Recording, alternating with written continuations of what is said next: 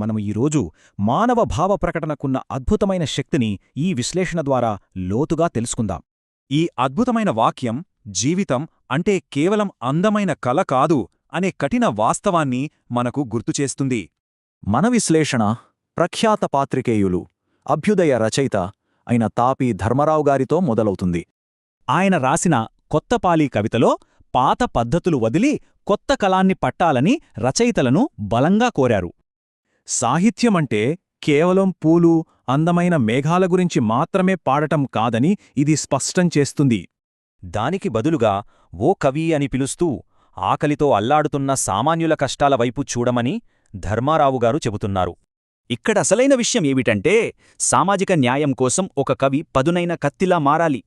అభ్యుదయ కవి తన అక్షరాలతో ప్రజల్లో ధైర్యం నింపుతూ సమాజంలోని అసమానతలపై ఏమాత్రం భయం లేకుండా పోరాడాలి.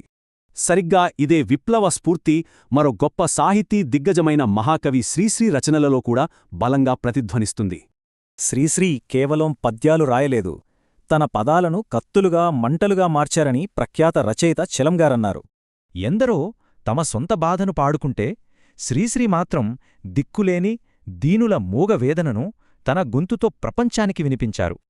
ఆయన కవిత్వానికి హద్దులు లేవు. ఈ పాత ప్రపంచాన్ని నిద్రలేపడానికి మహాప్రస్థానం ఒక సముద్రపు తుఫానులా గర్జించింది. సరే, ఇప్పుడు మరో ఆసక్తికరమైన విషయం చూద్దాం. శరీరం సహకరించక గొంతు పూర్తిగా మూగపోతే అప్పుడేమవుతుంది?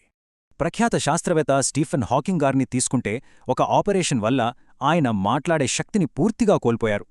అయితే ఇక్కడ గమనించాల్సిన ఆసక్తికరమైన విషయమేమిటంటే ఒక ప్రత్యేకమైన టెక్నాలజీ ఆయన గొంతును ఎలా కాపాడిందో చూడండి.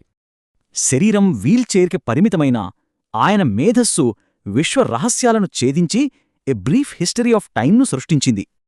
అసమానతలతో పోరాడినా, శారీరక వైకల్యాన్ని ఎదిరించినా తమ భావాలను వ్యక్తపరచాలనే మనిషి తపనను ఎవరూ ఏది ఆపలేరు అనడానికి ఇవే నిదర్శనాలు.